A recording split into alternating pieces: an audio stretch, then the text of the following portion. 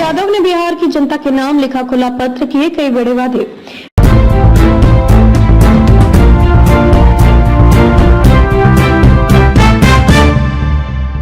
बिहार की राजनीति में एक नई हलचल तब देखने को मिली जब नेता प्रतिपक्ष तेजस्वी यादव ने राज्य की जनता को संबोधित करते हुए एक खुला पत्र जारी किया। इस पत्र में उन्होंने आगामी विधानसभा चुनाव को लेकर न केवल कई बड़े वादे किए, बल्कि मौजूदा नीतीश सरकार की नीतियों पर भी कड़ा प्रहार किया। तेजस्वी यादव ने अपने पत्र में दावा किया कि यदि आगामी चुनावों में महागठबंधन को सत्ता में आने का मौका मिला तो महज 5 वर्षों में बिहार को देश का नंबर 1 राज्य बनाना जाएगा। उन्होंने कहा कि महागठबंधन के पास एक स्पष्ट और समावेशी ब्लूप्रिंट मौजूद है, जो सभी वर्गों, जातियों और धर्मों को साथ लेकर चलने के लिए तैयार किया गया है। उन्होंने ये भी कहा कि वे सत्ता में आने के बाद पिछली सरकारों की खामियों को गिनाने में समय नहीं गवाएंगे, बल्कि पहले दिन से ही विकास, प्रगति और परिणाम आधारित नीतियों पर काम शुरू कर देंगे। तेजस्वी ने यह भी जोड़ा कि उनका इरादा साफ है, ऊर्जा भरपूर है और नीतियां पूरी तरह से व्यवहारिक एवं लोक कल्याणकारी हैं।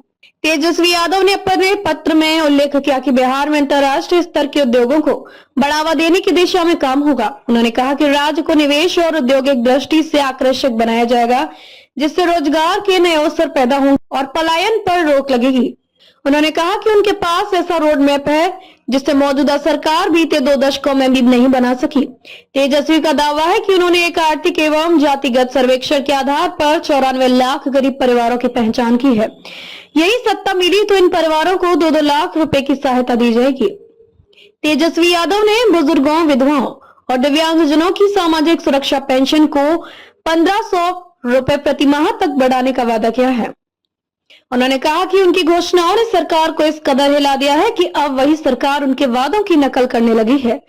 तेजस्वी ने यह भी संकेत दिया कि जैसे जैसे चुनाव करीब आएंगे, सरकार को माई बहन मान योजना जैसे कार्यक्रमों की घोषणा करने के लिए मजबूर होना पड़ेगा। डेमिसाइल नीति को लागू करने और 65% आरक्षण की बात भी तेजस्वी यादव ने अपने पत्र में की। उनका कहना है कि यह आरक्षण राज्य के युवाओं को रोजगार के मामले में प्राथमिकता देगा और सामाजिक संतुलन को बेहतर बनाएगा। अपने पत्र के अंत में तेजस्वी यादव ने भरोसा दिलाया, यदि उन्हें जनादेश मिला तो वे सिर्फ बातें नहीं बल्कि ठोस कार्य करके दिखाएंगे। उनका कहना है, मैं जवान हूँ, इरादे नेक हैं और वादे सच्चे हैं।